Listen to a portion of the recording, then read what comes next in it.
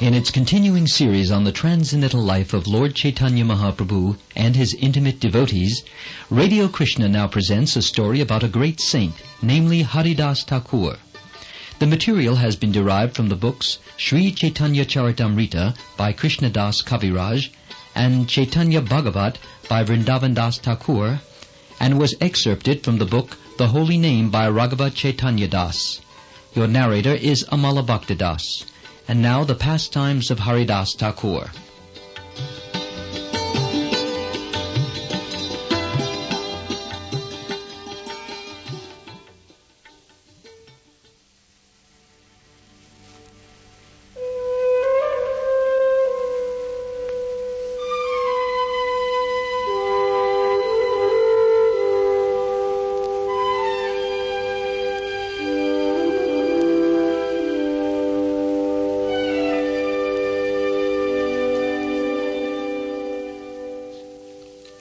This great devotee made his appearance in this world at the village of Budhan, in the district of Jessore, in East Bengal, somewhere towards the middle of the 15th century.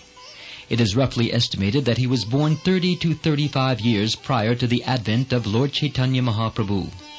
There are no authentic records of his antecedents, his parents, boyhood, education. He was born in a Muslim family. We know him under the name of Haridas, which literally means a servant of Sri Hari.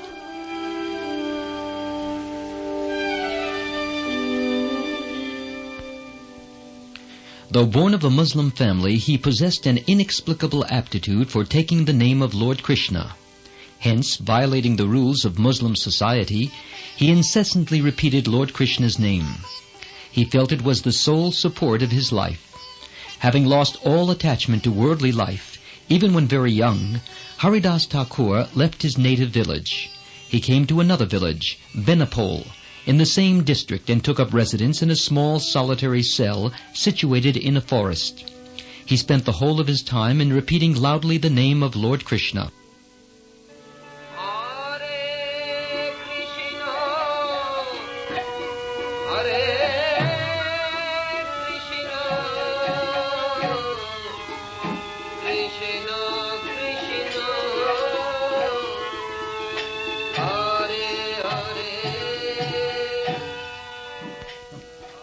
The Hare Krishna mantra, a formula composed of the 16 names of the Lord and formed of 32 syllables, was the one that Haridas adopted for his usual chanting. Hare Krishna, Krishna Krishna, Hare Hare, Hare Rama, Rama Rama, Hare Hare. No doubt this was a grave violation of his social order, but the broad-minded saint, Haridas, was never given to such narrow sectarian feelings. Living upon alms, he continued staying at Benapole.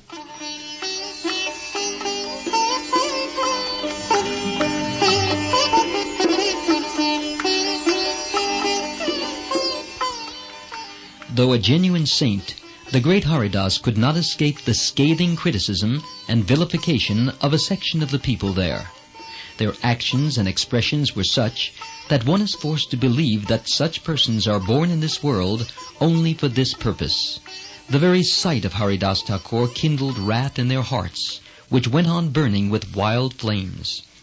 However, their activities did not disturb his unflinching and spontaneous attachment towards his Lord and his services, even to a slight degree. No, he did not fall a victim to these ungodly and antisocial elements. He worshipped the sacred Tulasi plant, chanted daily, day and night, the name of the Lord 300,000 times, and ate food cooked in the houses of Brahmins, which he obtained by begging. Haridasa Thakura gained within a short time great popularity amongst the local people. His reputation spread even to distant places. People from different places collected there to have a sight of the saint. They rendered him various services and tried to follow his soul-steering instructions.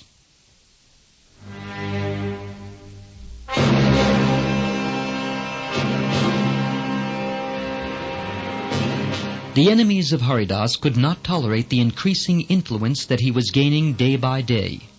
Among these enemies, Ramachandra Khan, a local Hindu chieftain, was the foremost.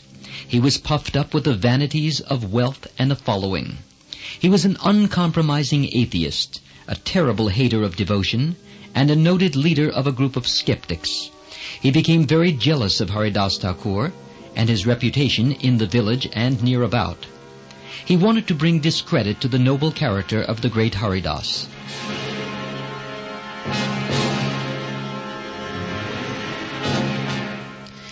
Being a great devotee, Haridasa Thakur was a living example of all the excellent virtues. Even the worst critic could not detect a weak spot in his character. Ramachandra Khan knew this very well. He thought that he could bring about a moral disgrace of Haridasa Thakur before his admirers. Unfortunately, Ramachandra Khan took Haridasa Thakur to be a mere beginner in the devotional field, a weak-minded emotionalist who could be made an easy victim to the temptations of the world. Puffed up with the vanities of wealth, youth, and rank, he did not understand the marvelous glories of the devotees of Lord Krishna. Having full faith in his newly invented plan, Ramachandra Khan secured the help of the best prostitutes of the locality and asked them to spoil the character of Haridasa Thakur. He promised them huge rewards. All these prostitutes, except one, did not accept the offer and retired. But one of them, young and most beautiful amongst the whole lot, ventured to accept the offer and assured him success by bringing ruin on the character of Haridasa Thakur in 3 days' time. Ramachandra Khan was immensely pleased. He awaited the moment of his forthcoming success with great impatience and offered all help that he could muster to the young woman. He pressed her to take an armed sentry with her so that Haridas could be caught red-handed. But the young harlot declined this proposal and said that she would go first by herself, and that on her defeating Haridasa Thakur, she would take the sentry to capture him on her second visit. Ramachandra Khan willingly accepted the harlot's plan.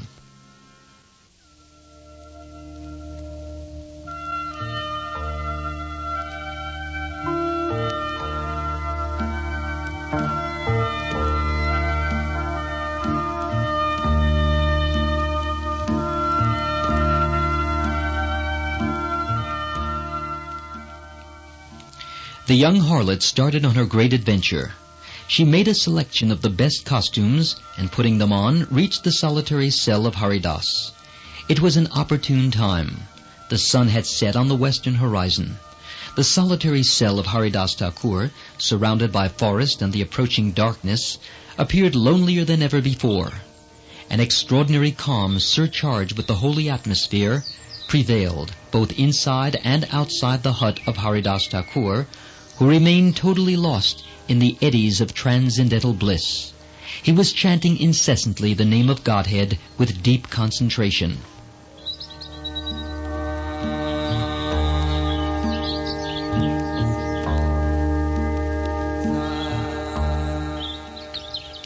It was exactly at this time that the young harlot reached him. However, she was not a stranger to certain etiquettes to be observed before holy personages.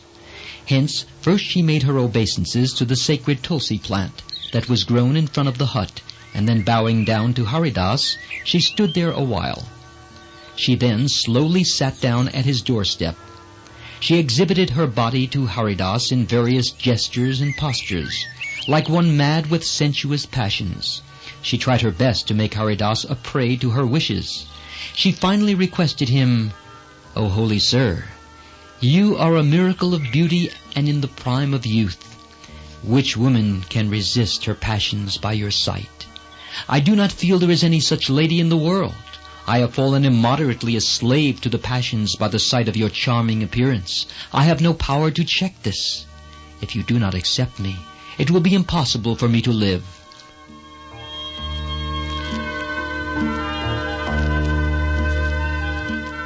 Haridasa Thakur did not totally disappoint her. He said, "I shall certainly accept your prayer. Till I complete my due number of chanting the names, I would not be in a position to oblige you. In the meantime, be seated here, listening to the chanting of the holy name. As soon as I complete my fixed quota of names, I shall fulfill your wish." The young woman was highly satisfied.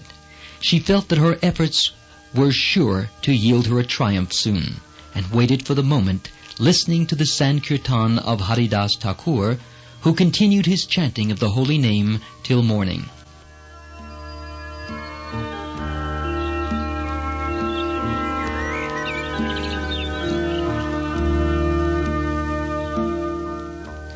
But by the approach of the early morning, she could not notice any sign of its coming to an end. So she returned home, utterly disappointed. She apprised Ramachandra Khan of all the details of her meeting with Haridasa Thakur. She assured him that her prayer would certainly be fulfilled when she would meet Haridasa Thakur the next night. To Ramachandra Khan, her words were an oasis of hope, and the young harlot waited for her next opportunity.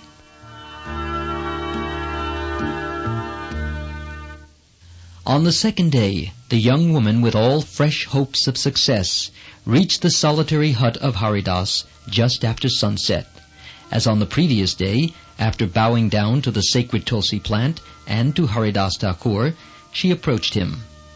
Haridas consoled her with soft words, saying, "Yesterday you had to return disappointed. Please do not be displeased with me. Unfailingly I will accept you. You need not have the least doubt about it. Till I finish the required number of names, you listen to them. As soon as the number is completed, your wish will be fulfilled."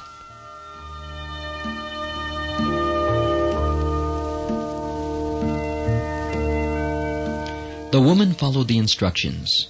Time rolled on rapidly. The young woman became more and more impatient as dawn was approaching.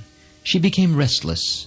Noticing this impatient attitude of the woman, Haridas said gently, "I have taken a vow of chanting 1,000,000 names of the Lord during this month. The number is nearing completion. I expected the same to be completed this night, and hence chanted the names throughout, but I could not succeed. However, by tomorrow I am sure the number will be completed and my vow fulfilled. Then I will be able to enjoy your company freely." That night, too, the young harlot returned by sunrise, utterly disappointed. She reported all that happened to Ramachandra Khan and the assurance of hope she got from Haridasa Thakur.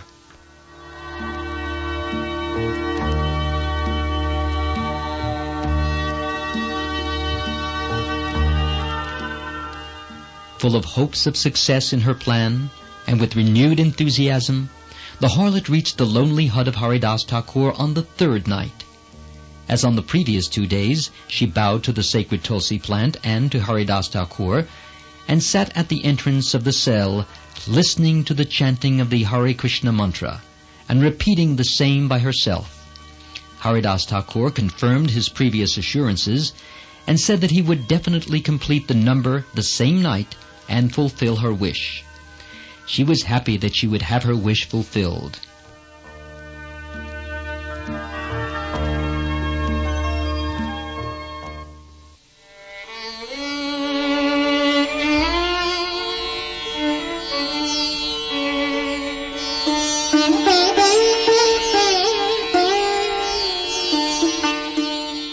By chanting the Lord's name all night in the holy company of Haridasa Thakur, the sinful heart of the young woman was completely changed. She fell prostrate at his feet and confessed to him frankly all about the evil plan of Ramachandra Khan. She said, "I am the worst of sinners. Being a harlot by profession, there is hardly any sin that I have not committed. I can now understand that you are not an ordinary person. You are a jewel amongst the devotees of the Lord. Under the sinful instruction of this villain Ramachandra Khan, I have shamelessly turned all my efforts to contaminate your devotional heart. But your spotless and ever-devoted nature has worked marvels in my sinful heart. By singing the holy name in your company, all my evil propensities have been destroyed. Now have mercy on this wretch. Please free this sinner from this deplorable condition."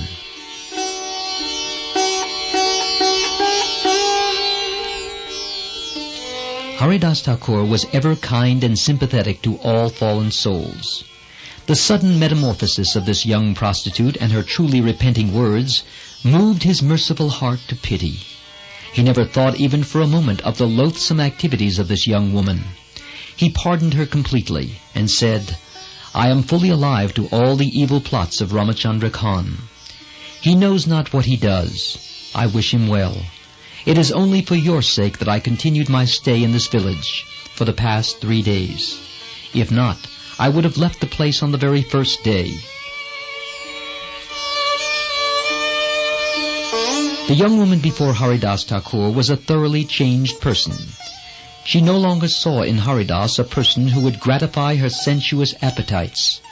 On the contrary, she saw him as her spiritual guide, her savior from the thraldom of Maya or illusion, her sole support of life.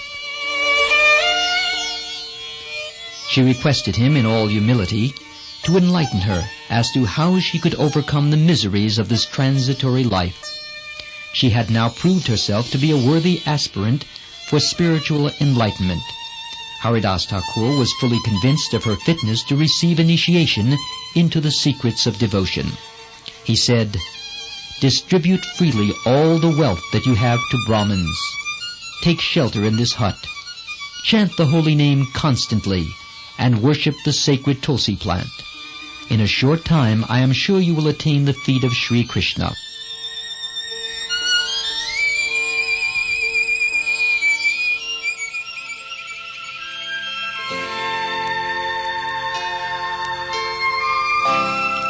The merciful Haridas Thakur now initiated her with the divine name, and repeating the name of Krishna, left the place forever. The young woman who had become the recipient of the causeless mercy of Haridas Thakur obeyed his instructions to the last word.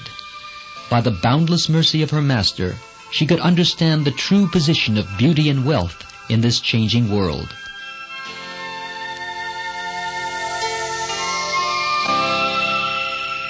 Without the least hesitation, she fulfilled the wishes of her eternal guide.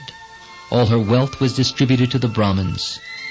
Though of young age and beautiful complexion, she got her head shaved, and with a single piece of cloth for covering her nudity, stayed in the cell offered by Haridas, her merciful master. Obeying the command of her savior, she repeated 300,000 names of God in the course of the whole day and night.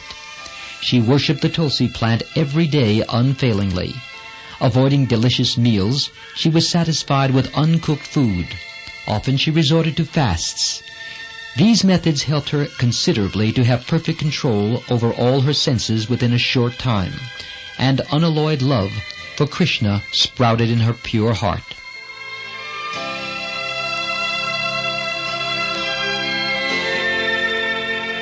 To the great surprise of all, she became a famous devotee of the Lord. She gained the position of a spiritual teacher. Her reputation spread like wildfire throughout. Devotees of great eminence from different areas often visited her hut for a sight of her. The inhabitants of the surrounding villages were greatly astonished by the wonderful capacity of Haridas that brought about a miraculous change in the life of a mere prostitute. Those very persons who had once hated her felt it now a great privilege to meet her. What a wonder! She, who was once the cause of the downfall of many, and a repository of many foul deeds, was now fit to release others from the terrible grips of vices to a plane of perfect purity, the eternal plane of transcendental service of the Supreme Lord.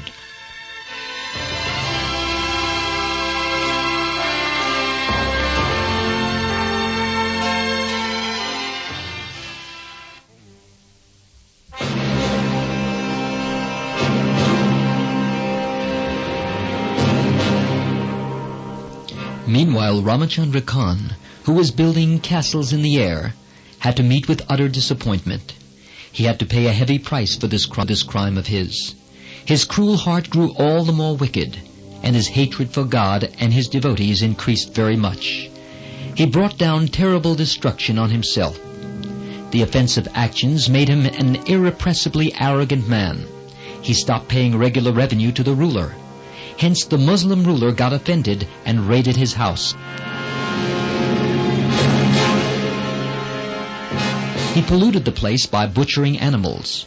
He cooked objectionable food there. Ramachandra Khan and all his family members were taken prisoners. The ruler and party remained there for 3 days, and all his property was plundered, including his village, and he was forced to take objectionable food consisting of blood and flesh of animals. Ramachandra Khan lost his caste, his wealth, his relations, and everything he possessed as his own. Offenses, when committed against the devotees of the Lord, are not forgiven even by Krishna himself. They are the worst impediments in the path of God realization. Offenses committed against the devotees bring manifold sufferings, not only to the person concerned, but even to many others. Over and above this, it brings complete destruction of the place, that is, the village or township itself.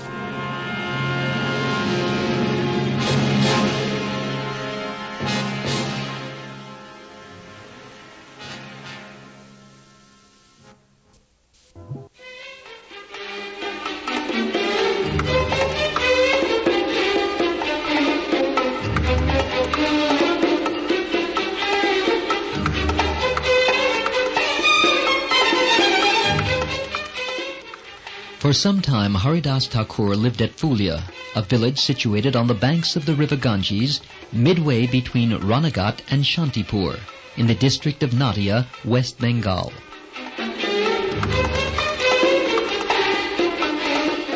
Phulya was very near to Shantipur, where Sri Advaita Acharya was residing. Haridasa Thakur was delighted beyond measure to have the company of Advaita Acharya. Saturated with ineffable joy, he spent his days in chanting the name of the Lord.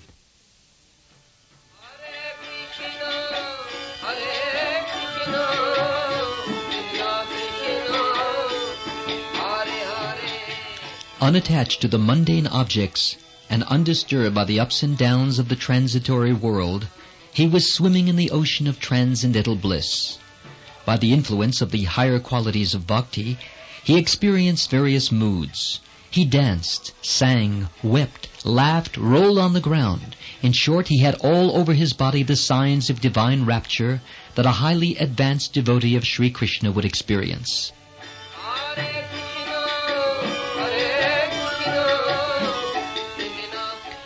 All the Brahmin inhabitants of the village were highly impressed by his marvelous achievements in the field of devotion. However, Haridas was not well appreciated by a certain section of the Brahmins, and more especially the Muslim population there. They joined in opposition and took exception to his chanting. To the Hindus and the Muslim opponents, it was a grave violation of the social custom. All these people regarded religion as a bundle of narrow dogmas and queer restrictions. On the western side of the Ganges lay the township of Ambua. A powerful royal officer in charge of the administration of the town and the surrounding villages had his headquarters there.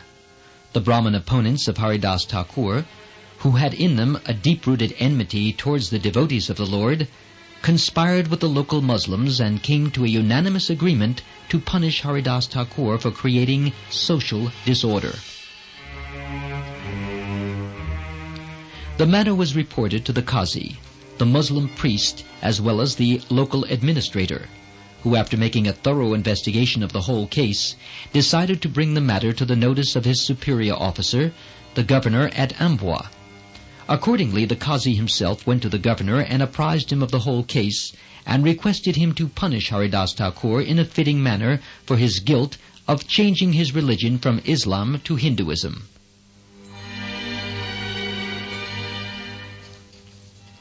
The governor, too, was narrow-minded and cruel-hearted. Forthwith he issued orders to arrest Haridasa Thakur. Within a short period, Haridasa Thakur was produced before him. By the causeless mercy of Sri Krishna, Haridasa Thakur was not afraid of death, not to speak of the Muslim governor and his wicked advisers. The virtuous and devoted inhabitants of Phulya felt extreme sorrow at this most unwise action of the government authorities in imprisoning a great saint, such as Haridasa Thakur, and depriving them of his happy and inspiring company.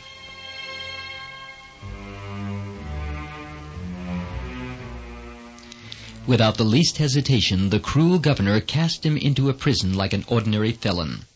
There were at that time many others in prison, As soon as the arrest of Haridas reached their ears, they experienced great joy. They thought that since Haridas was a devotee of the highest order, if they merely saw him, it would bring to an end the miseries of their present prisoner's life. Hence all of them requested their warders to afford them an opportunity to have a glance at the great devotee when he passed their quarters. After a short period, he came to the very place where all of them were eagerly expecting him. Haridas Thakur was greatly moved in his heart to see them all in such earnestness. His soft and compassionate heart yielded to those convicts. He silently showered his blessings on them. The personality of Haridas impressed them deeply. His hands extended as far as his knees, a rare sign in an ordinary mortal. His moon-like face and eyes, similar to lotus petals, added to the charm of his matchless appearance. The very sight of the most handsome and revered personality, Haridas, made all the prisoners present there bow down with a natural impulse of regard and devotion.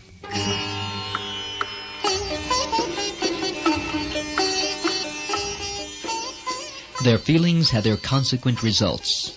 Sincere longings, even of a momentary nature, can never be a failure. The sweet wishes of Haridas Thakur were not in vain. All of them felt in their hearts a flash of unparalleled joy, which brought in them a great change in the form of loving devotion to Lord Krishna.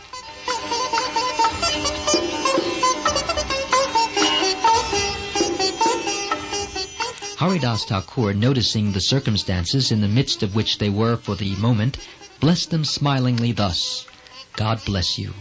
May you all continue to remain forever as you are at present. Those poor prisoners felt utterly disappointed at the words of Haridas, from whom they were expecting a blessing that would surely save them from the fetters of prison life. Yes, they totally failed to grasp his kind intentions. They could not catch the meaning underlying the expression of his. Finding that all of them were disheartened by misunderstanding his words, he made haste to explain the hidden meaning of his expressions. He said, I suppose you all feel miserably disappointed over my words of blessings, which I used just now. You have utterly misunderstood the real meaning of my words. I never bless anybody in a way that would bring mishap to them.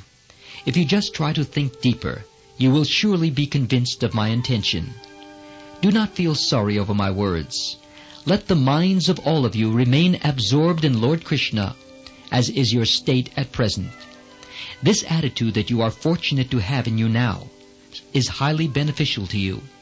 May you all from this moment jointly chant the name of Lord Krishna and think of him constantly. At present, the minds of all of you are entirely free from any evil thought of malice, oppression to other fellow beings, and such other vices. Meditate on Lord Krishna incessantly, taking his name in all humility. If you plunge into the material world once again, you are sure to forget him by the influence of evil company.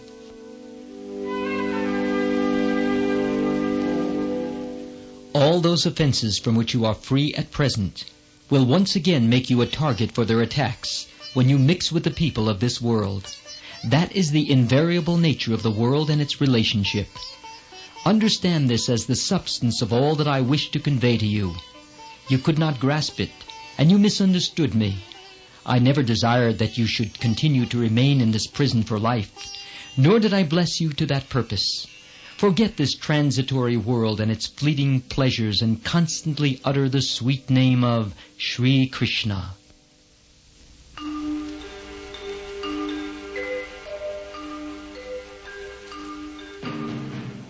May you all be blessed with unflinching devotion to Lord Krishna. After delivering a soul-stirring sermon and showering his blessings on all those prisoners present there, Haridas Thakur reached the governor. The governor had taken Haridas Thakur to be an ordinary man, but when he saw his impressive figure and striking personality, he had to change his view. He offered him a seat with great respect. The governor asked him in a familiar tone, "Brother, what is wrong with you? How are you given to this peculiar disposition? It goes without saying that Of all the communities in the world, the Muslim community is the best. You are extremely fortunate to have taken birth in a noble community. Why, then, are you given to the practices of the Hindus, who are socially our inferiors? You have transgressed the religion of your race and adopted other methods of conduct in your life. By such improper behavior in the present life, how can you expect deliverance in the next world? For the misdeeds you have already committed out of ignorance, you are guilty of grave sins. It is no use crying over spilt milk. Try to free yourself from the sin that you have incurred. I shall give you a bit of advice that would save you from your present critical situation. Recite the scriptures of our noble faith and get reinitiated into our religion, and that will be the end of the whole trouble. I am of the firm opinion that it is the only solution to meet the situation.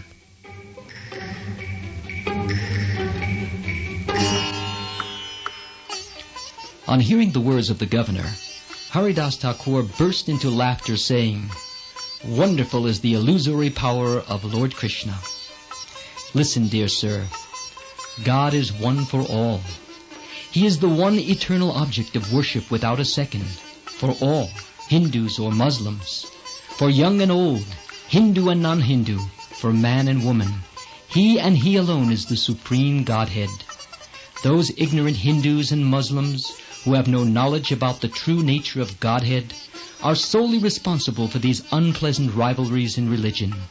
They create separate gods, lay the foundation for unnecessary foolish quarrels, which lead to unfortunate developments of bitterness amongst the members of both sections. If you can forget all these petty, narrow, bigoted and fanatic feelings for a while, and try to understand with an impartial mind the real truth, by holding both the Puranas of the Hindus and the Quran of the Muslims as sound authorities in judging such matters, then and then alone we will be in a position to understand that they speak of the same truth.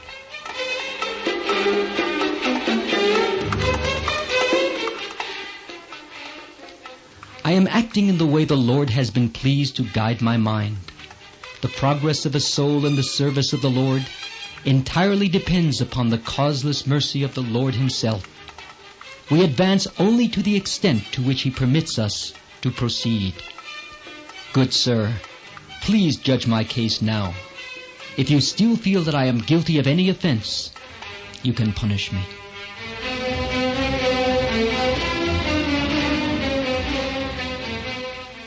There was a big gathering present to hear this peculiar case. All the Muslims gathered there were highly satisfied by the genuine words of Haridasa Thakur. All religions of the world have many ideas common in them that can impress the followers of any religion.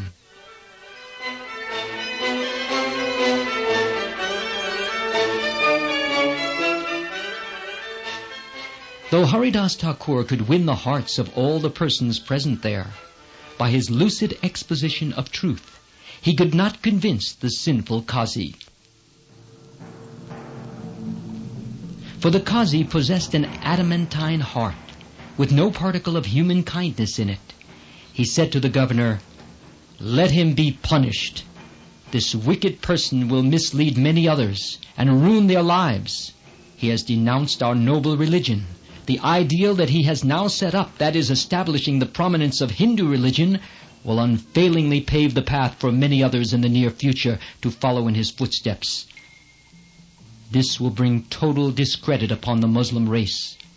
Hence, in order to remove such a slur on our society, Haridas must be severely punished. If not, let Haridasa Thakur repent for his sinful deeds, accept his guilt, and follow the sublime Muslim scriptures."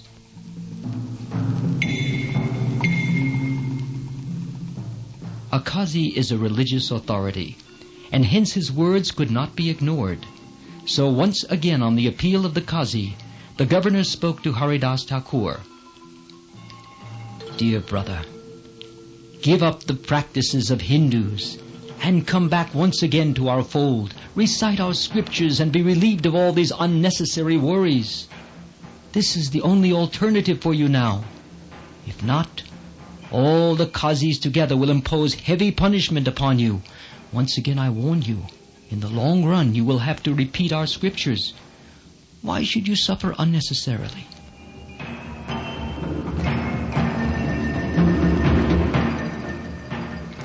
Haridas Thakur was more firm in his faith and convictions than all of them put together in theirs. Neither the suggestions, nor the threatening attempts of the governor, nor the qazis could make any change in the firm attitude of Thakur Haridas. He said, "None can go against the wishes of the Almighty Lord. Whatever the Lord wills one to do, He does. There is no power on the infinite number of worlds that can revolt against God's will. Be rest assured that the fruits of one's actions are befittingly rewarded by the ever-just hands of God. The punishment for the various offenses committed by ourselves are awarded by the same Almighty Lord. Thy will be done. Even if my body is cut to pieces and my soul leaves the body, I will not give up the chanting of Lord Krishna's name."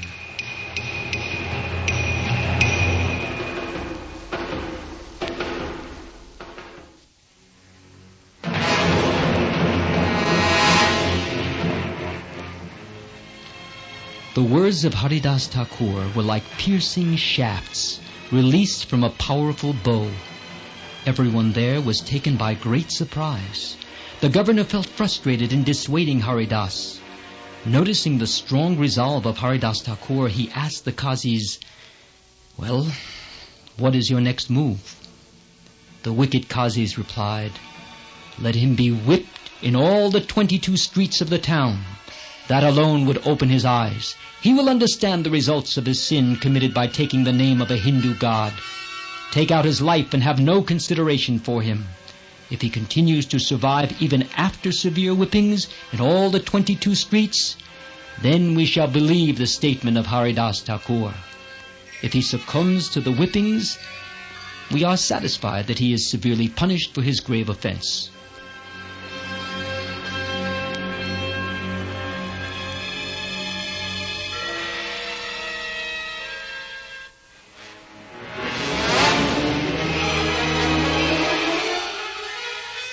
On the advice of the qazis, the governor ordered his men in a loud voice, "Whip him in all the 22 streets of the town. Execute your work in such a way that he should not survive. Being born as a Muslim, he practices Hinduism. Deliverance from such a sin is possible only at the heavy cost of his life itself." By the orders of the qazis and the governor, a group of wicked men, nay brutes, caught hold of Haridas Thakur. They whipped him mercilessly from street to street. Haridas Thakur meditated on the blessed name, Krishna, continuously.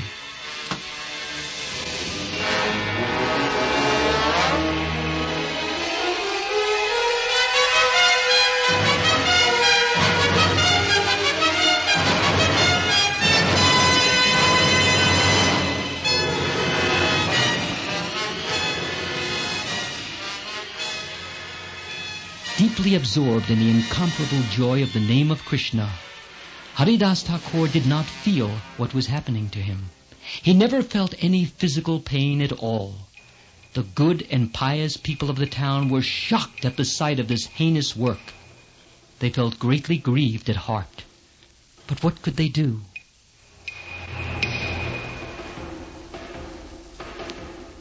Some said, the whole country is doomed on account of this crime of torturing a saint like Haridas Thakur. Some fired a round of curses on the ruler, whereas some did not hesitate to organize even a regular riot. Some fell at the feet of those wicked ruffians in charge of whipping Haridas Thakur and offered tempting bribes, thinking that such offers might soften their hearts and make them desist from such severe beatings. These actions of the people did not melt the stony hearts of those cruel servants of the wicked governor. Without the least pity, they executed the order entrusted to them. They appeared, as it were, a separate creation, in whom the softness of the human heart was utterly absent. By the continued execution of such orders, they were rendered absolutely devoid of any feelings in them. Above all, the strict orders of their master urged them still more to the work. By the causeless mercy of Sri Krishna, Haridasa Thakur did not feel the slightest pain in spite of such inhuman punishment.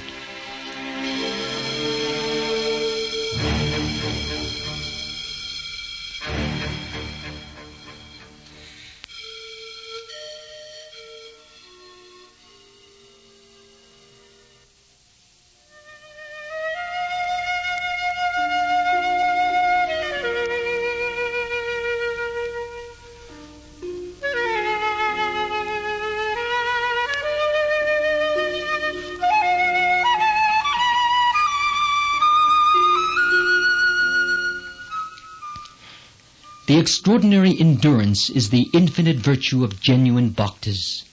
They remain so much intoxicated in the eternal service of the Supreme Lord that they never feel the pains and sorrows of the various harassments inflicted on them by the demoniac elements of the material world.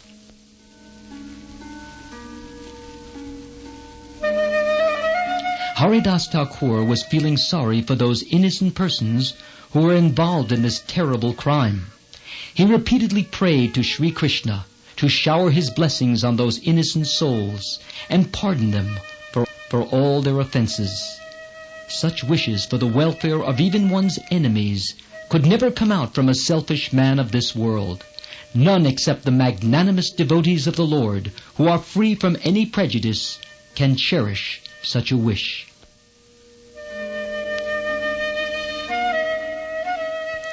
All these people beat him severely from street to street. They whipped him with all the force they could muster to end his life. But to their extreme surprise, there was not even the least change in Haridasa Thakur. He was oblivious of what was happening to his physical body as he remained lost in divine bliss. He looked as lively and cheerful as he was ever. They wondered over this fact again and again. They could not get a satisfactory clue to it. They thought with great astonishment amongst themselves, "Is it possible for any human being to stand such heavy beatings? Usually by the beating in 2 or 3 streets, men are killed. Whereas we have beaten him with extreme severity in all the 22 streets of the town. Let alone the idea of bringing death to him. It is wonderful that he often laughs. As the people remark, is he actually some Muslim saint?"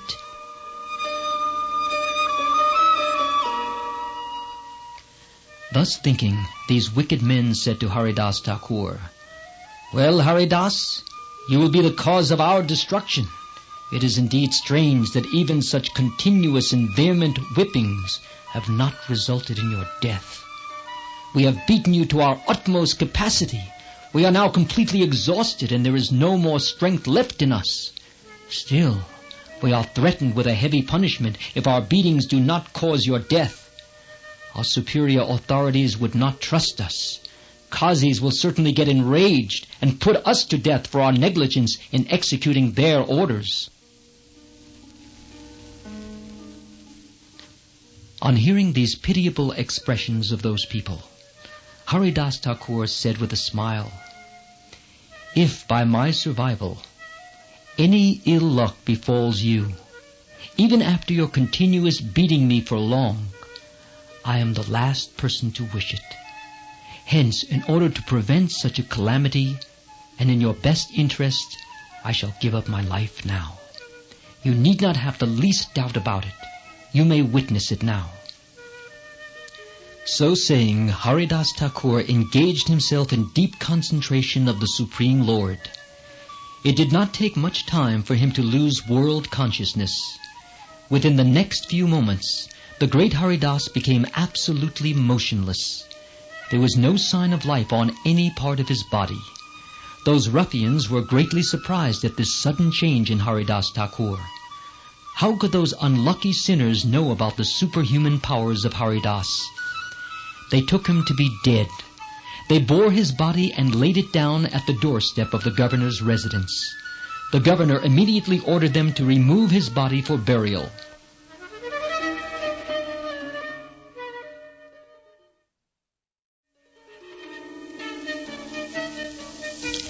Even to this order, as to the disposal of the body, the cruel Qazi had his own opposition.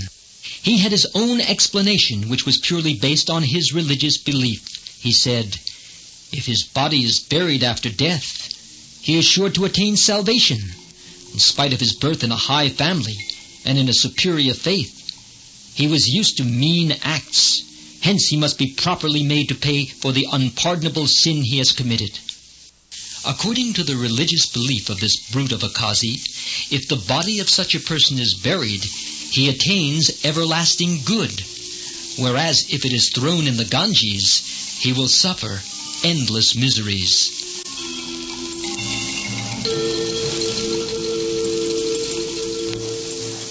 This evil-minded Qazi, who was supposed to be an authority in matters concerning religion, had now exposed his heart to a greater extent than before. He was determined to wreak vengeance on Haridasa Thakur even after his death. He wished him to take birth continuously amongst the Hindus and to suffer heavily in all his births as a penalty for taking the name of Lord Krishna.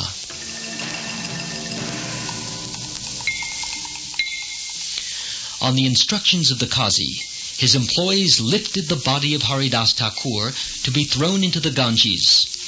During this time, Haridasa Thakur was deeply absorbed in the meditation of Sri Krishna, and tasting the ineffable joy arising from it, his body became so heavy that they could not move it, in spite of their great efforts. The Divine Lord, in whose contemplation Haridasa Thakur remained thus absorbed, made a special descent into his body. The appearance of the all-powerful Lord, the upholder of the infinite number of worlds, into the body of Haridasa Thakur made it unbearably heavy. Haridasa himself was floating in the eddies of the nectarine ocean of divine bliss. He was totally absorbed in his meditation, and as such, he was free from any gross feelings. He did not know where he was, whether he was in the air, on the bare earth, or in the flowing waters of the sacred Ganges.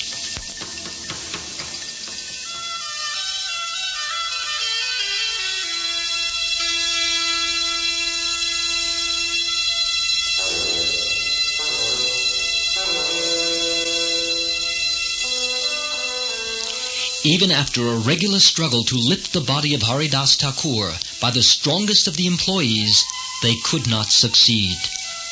Later on, the Lord willed Haridasa Thakur to allow himself to be thrown by them in the sacred Ganges.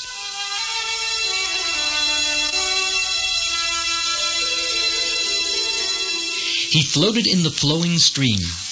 By the divine will, he regained his consciousness soon. Saturated with incomparable joy, he came ashore, and chanting loudly as usual the name of Sri Krishna, he came to Fulya once more. All the Muslim inhabitants of the place were highly impressed by the marvelous powers of Haridasa Thakur. They realized his greatness. They were freed from all malice. Their hearts were purified.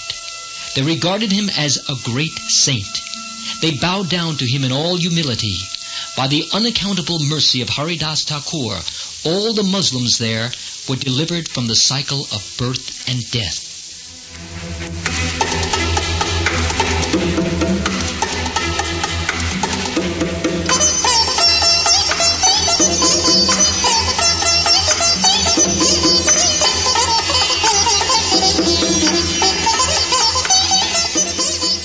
Haridasa, who was all along in a mood of divine rapture, got back his external consciousness in a short while. On receipt of the information from the local public, the governor himself hastened to the presence of Haridasa Thakur to see him. The merciful and great Haridasa did not look down upon the governor, and he had no idea to avenge himself for all the atrocities perpetrated by the governor. He received the governor with a merciful and smiling glance. This charming and uncommon behavior of Haridasa Thakur penetrated deep into the innermost chamber of the governor's heart. It left a permanent impression on him, unchangeable for lives to come. With all sense of reverence and with folded hands, The governor humbly said, "Verily indeed, I am now thoroughly convinced that you are a saint. You have really realized the knowledge of the One, and it is well proved beyond any doubt."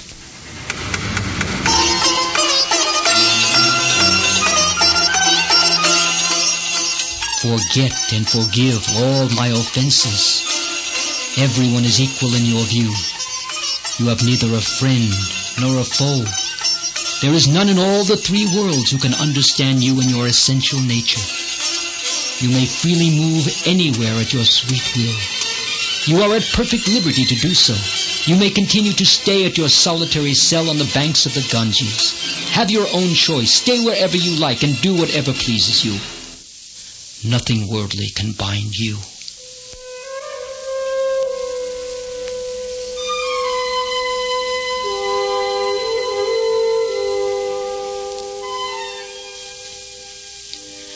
The glory of Haridasa Thakur is indescribable.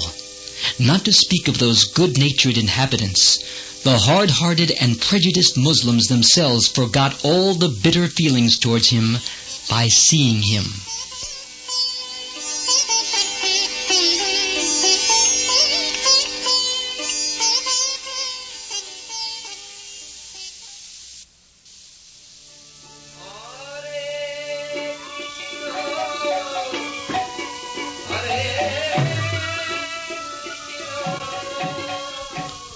Haridasa Thakur lived in a solitary cell on the banks of the river Ganges, constantly uttering the name of Lord Krishna. He chanted 300,000 names daily. The cave was a veritable Vaikuntha itself to him.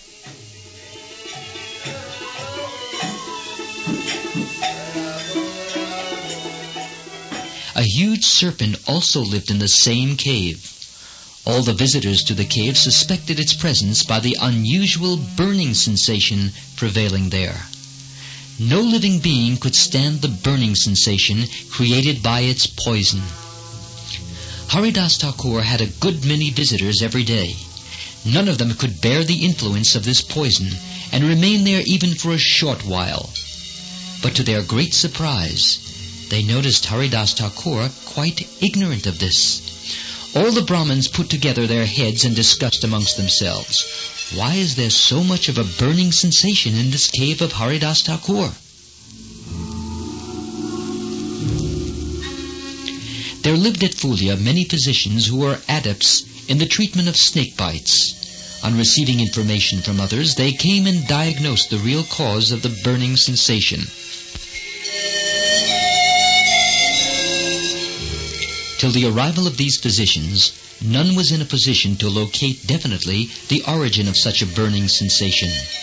One of them said, "Just beneath this cave there is an extremely poisonous serpent. I am sure it is its breath that is making it impossible for any being to live in the cave.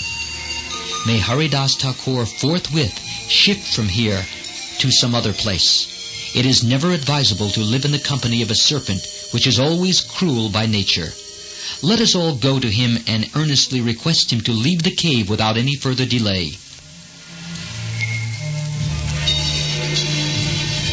As suggested by the physicians, all of them approached Haridasa Thakur, apprised him of all the facts, and appealed to him to abandon it and move to some other safer place.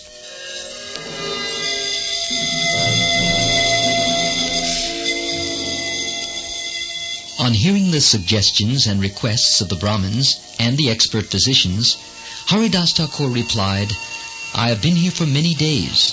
So far I have not felt the presence of any poisonous or burning sensation. But I feel sorry that you feel it, so I shall leave this place tomorrow for some other place. To be frank with you, I personally do not feel the least inconvenience, but since all of you are very interested in my safety, I must satisfy you. If there dwells in the cave a huge venomous serpent, and if it does not leave the place by tomorrow, I shall quit this cave. Anyhow, you need not be anxious. Avoid all these fears and let us have our discourses on Sri Krishna."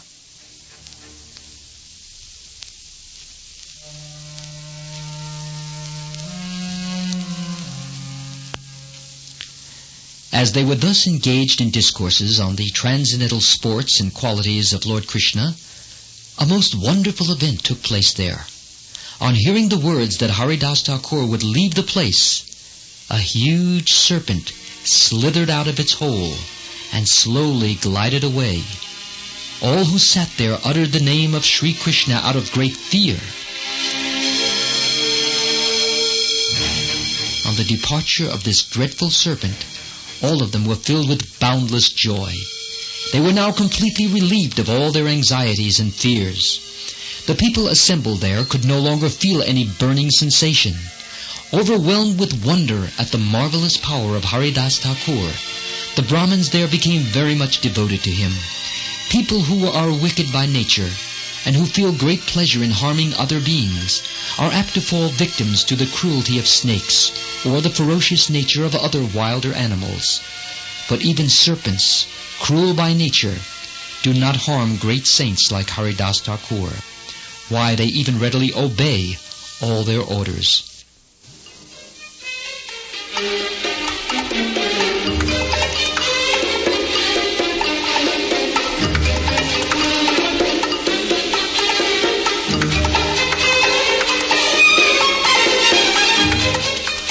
Now we will revert to Haridasa Thakur at Navadvip. When he paid occasional visits to Navadvip from Shantipur, he halted at the school of Sri Advaita Acharya, situated in the neighborhood of the house of Sri Srivas Pandit, a great devotee of Lord Chaitanya Mahaprabhu.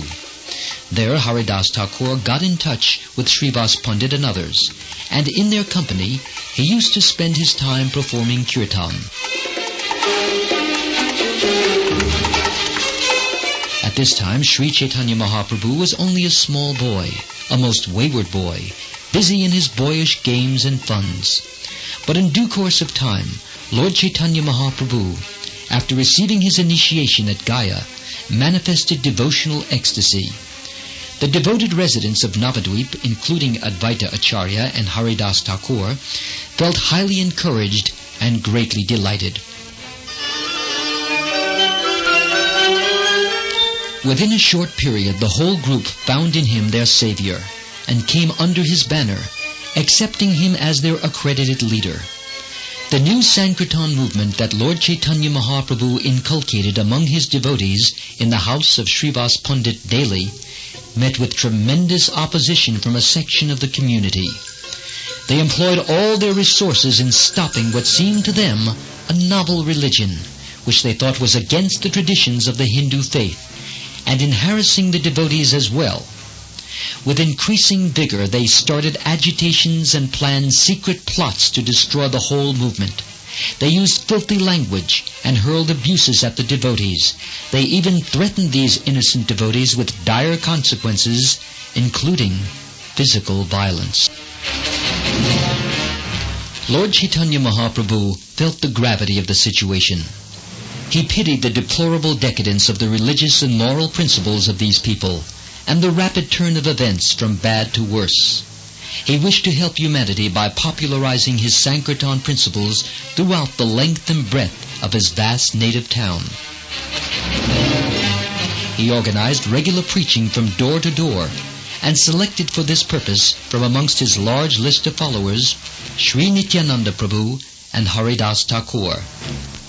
He wanted them to convey his message, chant Krishna, serve Krishna, and practice Krishna consciousness at every door, and it was executed by them faithfully. Haridasa Thakur had gained the special favor of Sri Chaitanya Mahaprabhu. He was now one of the Lord's most favorite followers.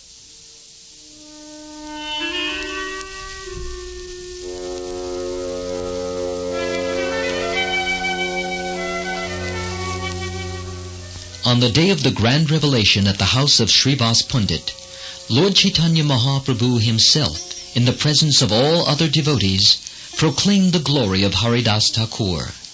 He said, "Haridas, look here. You are dearer to me than my own body. I emphatically declare that there is no categorical difference between your caste and mine. People under the influence of extreme ignorance may attribute superiority to my Brahmin body over your Muslim one. I say they are utterly under the grip of sheer delusion. I assure you that there is not the slightest difference between ourselves.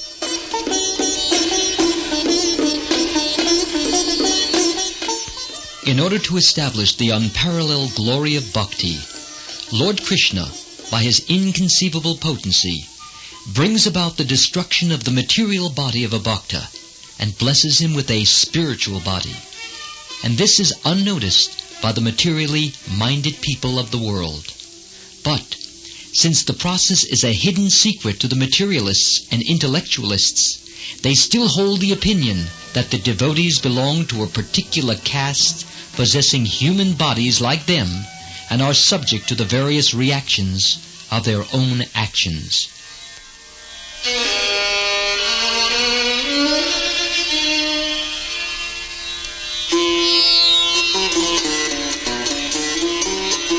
By recollecting all those atrocities inflicted upon you by those sinners, my heart breaks. When I saw you being whipped in the streets mercilessly by the employees of that wicked Qazi, I forthwith came down with my fiery disc with the intention of chopping them off. But what could I do? I was completely helpless, because you prayed repeatedly for pardoning them. Even at the risk of your own life and the worst physical mortifications, you longed for the welfare of all those villains, your enemies. How could I refuse your prayer? I was forced to withdraw my disc in order to relieve you from the severe pains of those whippings. I myself received them on my body. Here they are. Even now you can see those marks of the beatings on my body. I am not merely bluffing you. Your sorrows have made me hurry up to your rescue. Advaita Acharya has truly recognized your greatness. He has made me a captive by his loving services.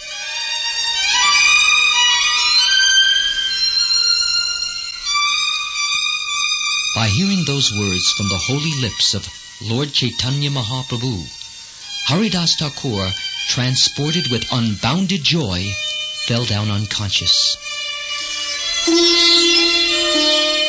He remained senseless, lost in an ocean of incomparable delight. Lord Chaitanya Mahaprabhu woke him up from his spiritual swoon. He asked Haridasa Thakur to witness his revelation to his heart's entire satisfaction. Haridasa Thakur could not see anything, and he wept profusely. He had all the signs of spiritual perturbations on his body. He rolled on the ground. He heaved deep sighs. He swooned. He was overcome with divine ecstasy. His feelings had become uncontrollable. Composing himself in a short while, in all humility and with folded hands, he praised Lord Chaitanya Mahaprabhu thus.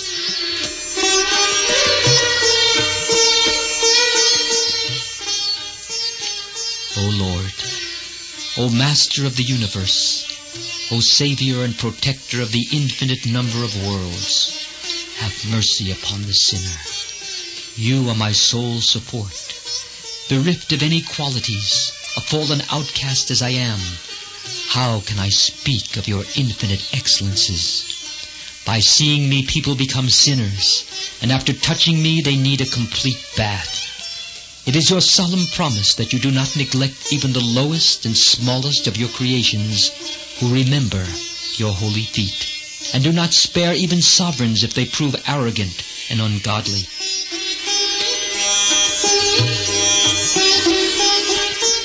Out of your causeless mercy, you afford shelter to all those souls who remember you. But how unfortunate I am.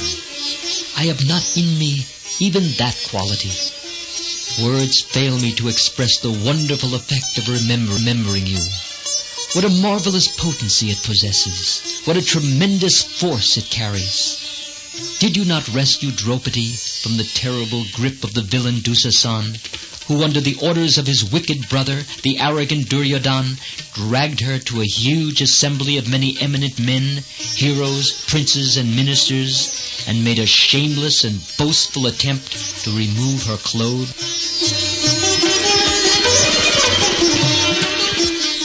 Ah, how promptly and cleverly you dressed her in clothes when she wailed aloud piteously and surrendered unconditionally. See, in spite of all his efforts to undress her, he did not succeed.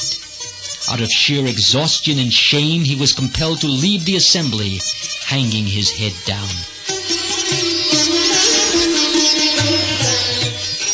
Hiranyakasipu did everything to kill his great son Prahlad. He was poisoned, thrown into the midst of huge and extremely venomous serpents, cast into burning fire, and into the sea. But what was the result? Who amongst us does not know the final fate of the demon Hiranyakasipu? But by remembering you, the great Prahlad could withstand all these atrocities perpetrated on him without the least suffering.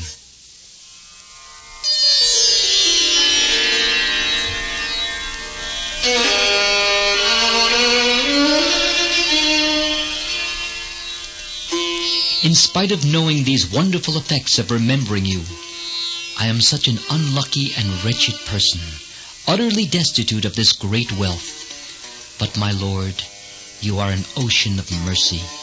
Overlooking all my defects, you are gracious to accept this insignificant servant. Therein lies the real nature of your unparalleled mercy. Undeserving as I am in all respects, I have only one humble prayer at your feet.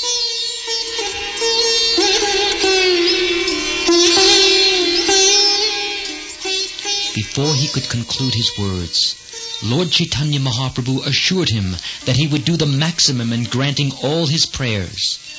Lord Chaitanya Mahaprabhu was immensely satisfied on hearing the devotional expressions of Haridasa Thakura on the glory of the Lord's remembrance, and was looking ahead to confer upon him suitable boons. Haridasa continued his prayer. My Lord, I am an unfortunate wretch, but my demand is too high. It is like that of a dwarf aspiring after the moon. May I be blessed with the sacred remnants of those who serve you with their body, heart, mind, and soul. May these remnants in every birth of mine be the objects of my devotion. May the idea of accepting their remnants be my duty, nay, my religion. I have no desire for salvation or any other type of attainment of fruits. But let not my mind, even for an insignificant fraction of a moment, deviate from the above prayer of mine.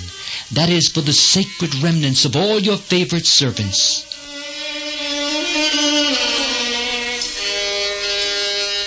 Let this sinful life of mine, bereft of your remembrance, be sanctified by the holy remnants of your genuine devotees. In all the infinite number of worlds, there is no higher position than that of becoming a servant of all your servants.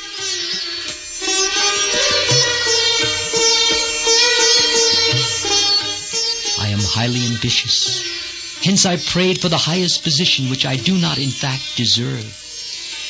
It is such a lofty position that even great gods are aspiring after it. Perhaps my prayer may be an offensive one, owing to my ineligibility for achieving such.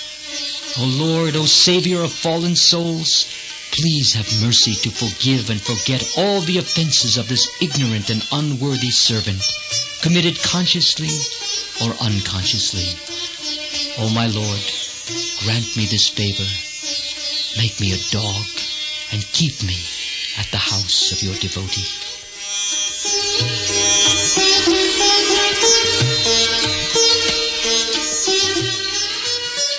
Sri Chaitanya Mahaprabhu was highly impressed and moved by this prayer of matchless humility. He said, Listen to me, my dear Haridas.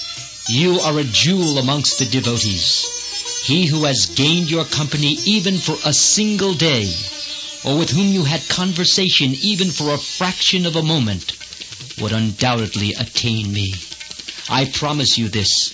Whoever respects you respects me as well. I always remain in your body. It is my pride to have a servant of your courage. You have for all time to come imprisoned me in your loving heart.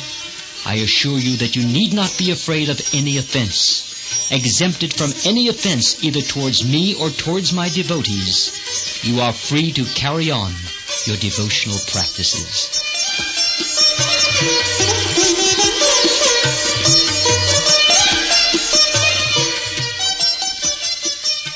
The boon conferred on Haridasa Thakura was appreciated by all the devotees with great pleasure. Who can estimate the fortune of Haridasa Thakura? Neither high caste, nor birth in a great family, nor the performance of noble deeds, nor even the possession of enormous wealth can help a person attain to the Lord. It is only an earnest longing, a burning appetite for the inexhaustible wealth of divine love that will enable one to have access to Sri Krishna.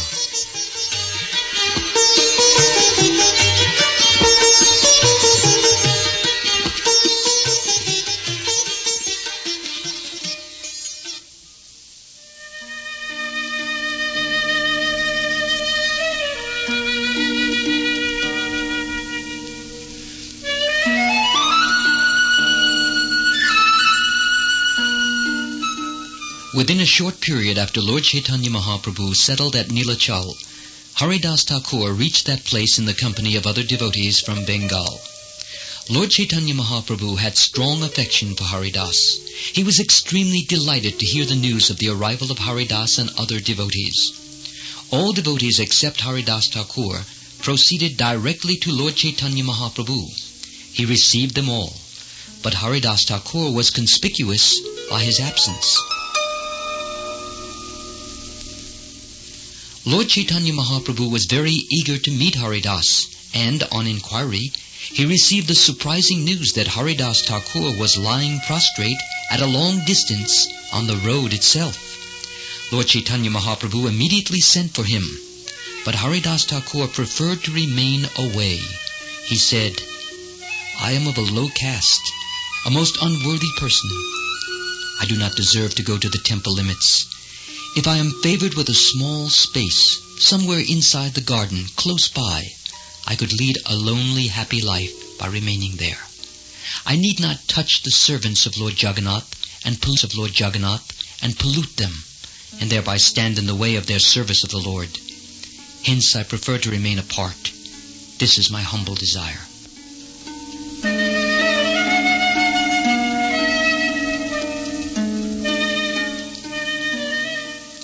Lord Chaitanya Mahaprabhu was very happy to hear this decision of Haridasa Thakur. Though there was none to stand in the way of Haridasa Thakur going to the temple or to any other sacred place, he was never a supporter of entering the temple by his own initiative or by force, disregarding all the social barriers. Lord Chaitanya Mahaprabhu himself came to meet Haridasa Thakur. He was engaged in performing his usual kirtan with overflowing love for Sri Krishna. Noticing Lord Chaitanya Mahaprabhu, he fell prostrate at his feet.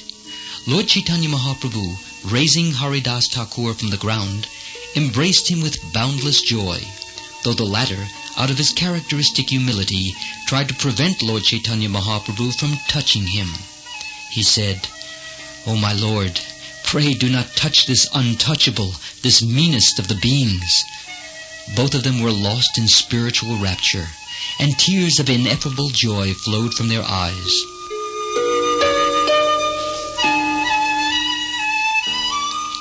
Lord Chaitanya Mahaprabhu retorted, "I touch you for my own purification.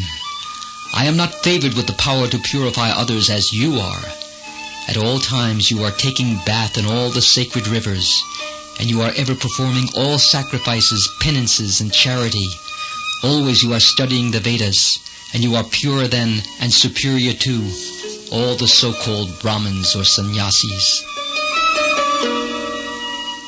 So saying, Lord Chaitanya Mahaprabhu conducted him to the flower garden, situated close by, and offered a solitary place for his residence, which Lord Chaitanya Mahaprabhu had reserved specially for him earlier, and advised him thus,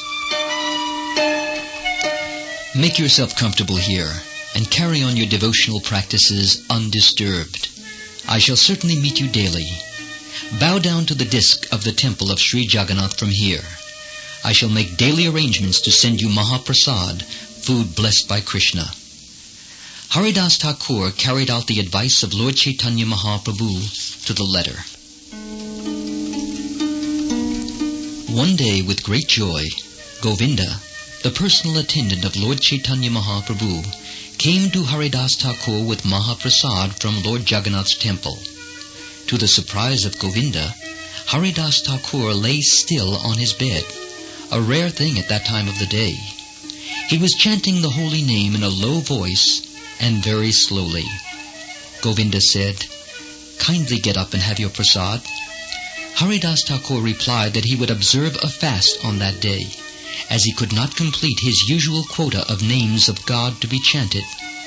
He could not also disregard the Mahaprasad, so he got up, bowed down to it, and honored the same by partaking a small quantity. Another day, Lord Chaitanya Mahaprabhu came to meet his favorite devotee and inquired, "How do you feel, Haridas?" Haridasa Thakur replied, "My Lord, physically I am fit, but mentally and intellectually I am rather feeling weak." Lord Chaitanya Mahaprabhu asked, "What is the trouble with you? Speak frankly." "I am unable to complete my regular quota of chanting the Lord's names." Lord Chaitanya Mahaprabhu suggested, "Haridas, you are pretty old now. Why don't you reduce your quota of names? You are a realized soul. Why should you now insist on completing your daily set quota of names? You have taken your advent for redeeming the world. You have tasted enough sweetness of the holy names. You have also spread the glory of the divine name in the world. Now, reducing your daily quota of names, perform your chanting."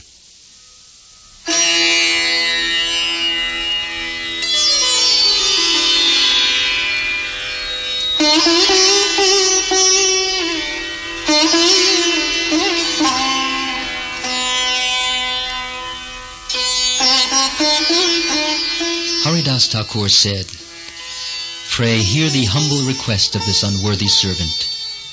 I have taken birth in a low community, with a most abominable body. The whole of my life is wasted in loathsome activities, and I am the most unlucky and fallen wretch. You have delivered such a person, utterly unworthy of even being seen by others, from the unfathomable depths of the worst hell, and lifted him to the most coveted land of incomparable bliss. You are the Supreme Lord, whose will is law. The infinite universes move by your free will, and move at your bidding. By your inconceivable powers you perform unimaginable marvels. You convert a crow into the king of birds. By your causeless mercy you made me dance in various ways. By your grace, I, though untouchable, could eat the food prepared by the most orthodox of Brahmins. Since long, I have been having a great premonition. Somehow, I know not why, it appears to me that you may conclude your role in this world soon.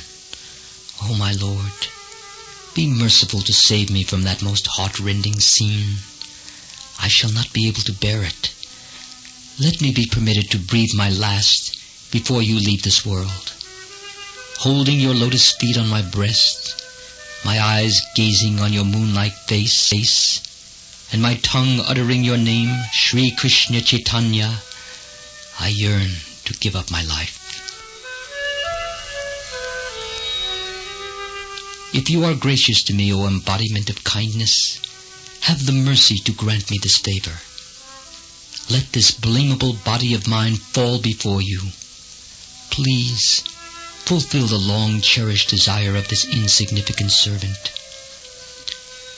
On hearing these humble, devotional, and touching words of Haridasa Thakur, Lord Chaitanya Mahaprabhu replied, "Haridas, Sri Krishna is an ocean of mercy. Certainly he will fulfill your desire. But what about me? All my happiness is in your company. Hence, is it proper on your part to leave me and go away?" At this pathetic expression of Lord Chaitanya Mahaprabhu, Haridas Thakur caught hold of his feet and prayed, "My Lord, kindly do not deceive me. Please do not have any more attachment to this trifling being. Undoubtedly you will grant me this prayer of mine. There are innumerable devotees of great eminence who are always present here to assist you in your pastimes. How does it matter if a worm like me leaves you? Does Mother Earth feel the loss of an ant in any way? You are ever merciful to your devotees. I am a humble reflection of a true devotee of yours.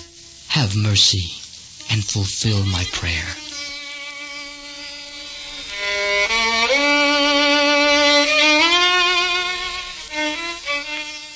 On hearing these repeated entreaties of Haridas Thakur, Lord Chaitanya Mahaprabhu, assuring him that he would meet him the next day, embraced him and departed for performing his noonday bath.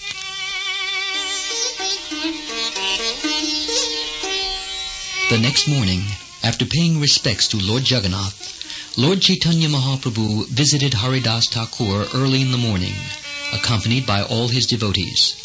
Haridas Thakur worshipped the feet of Lord Chaitanya Mahaprabhu and the devotees. Lord Chaitanya Mahaprabhu asked, "Haridas, what is the news?" And Haridas Thakur replied, "My Lord, as you command." Forthwith, Lord Chaitanya Mahaprabhu asked his devotees to perform congregational chanting.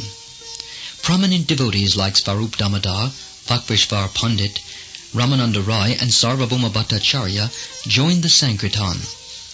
Lord Chaitanya Mahaprabhu himself sang the glories of Haridas Thakur in a most impressive way. His words moved the heart of every devotee present there.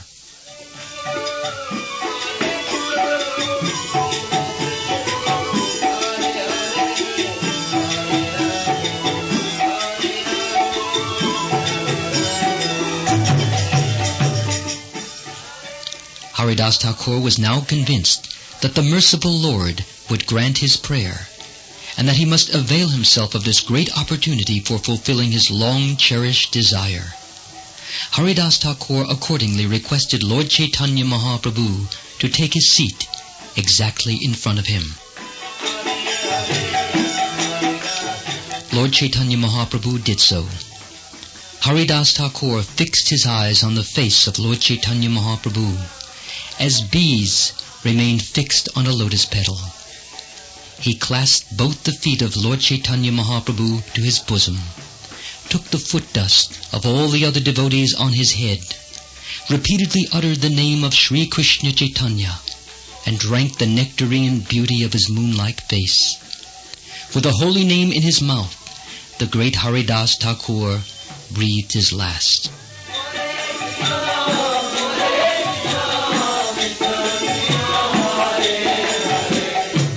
Loud chanting rent the sky.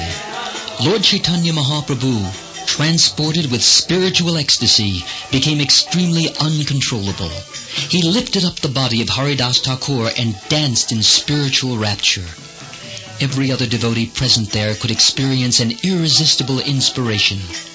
All of them were dancing and singing the name of the Lord in the company of Lord Chaitanya Mahaprabhu, saturated with unbounded joy.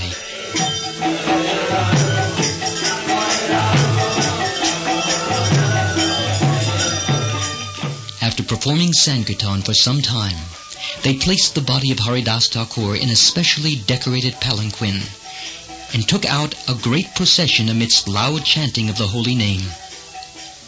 Lord Chaitanya Mahaprabhu himself led the procession, dancing ahead. The procession marched directly to the sea.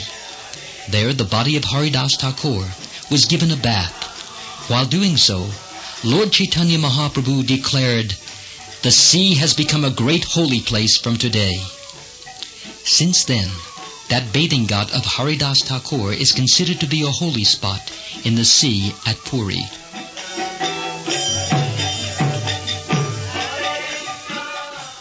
Every devotee took the foot wash of Haridas Thakur. They applied to his body the sandal paste brought for the occasion from the temple of Lord Jagannath, and with all customary observances, his body was placed in the earth amidst loud chanting by all the devotees. Lord Chaitanya Mahaprabhu himself placed the sand first on his body. A beautiful tomb was constructed, and even today it is a place of great importance at Puri.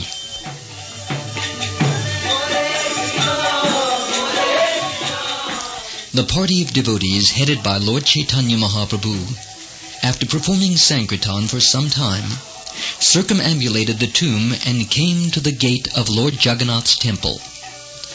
Lord Chaitanya Mahaprabhu, spreading his own cloth, begged alms of Mahaprasad.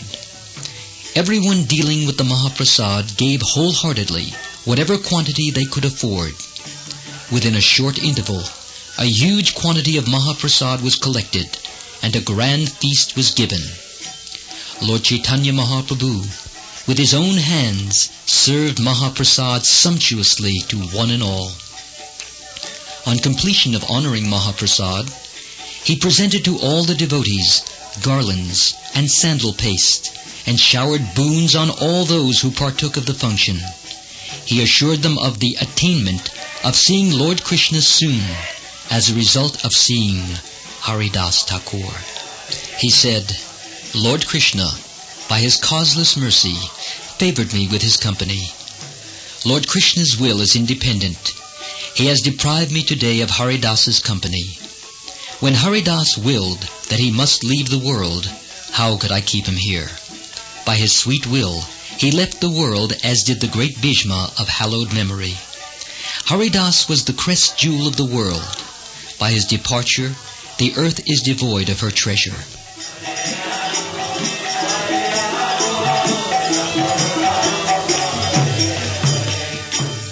With these words, Lord Chaitanya Mahaprabhu danced, uttering the words, All glory to Haridas. All the other devotees followed Lord Chaitanya Mahaprabhu. They too repeated, Glory to the great Haridas, who proclaimed the transcendental glories of the holy name. Thus, the most glorious, inspiring, and exemplary career of Haridasa Thakur as the great Namacharya, teacher of the name, to our utter ill luck, is closed from the view of the people of this world. No material words, however rich they may be, are adequate enough to express the glories of this great saint, one of the most favorite eternal associates of Lord Krishna Chaitanya Mahaprabhu.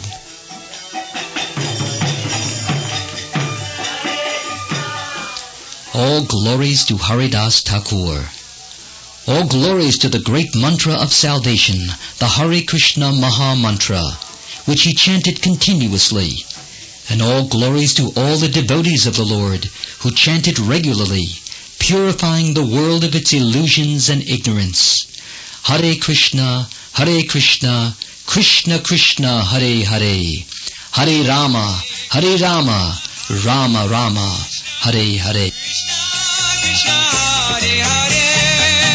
Hare Rama, Rama Rama, Hare Hare. Hare Krishna, Krishna Krishna, Hare Hare. This program has been produced by Radio Krishna at the KHQN studios in Los Angeles. Your narrator was Amal Bhakta, and the engineering and musical selections were under the direction of Vaibhavi Devi Dasi. Hare Hare, Hare Rama.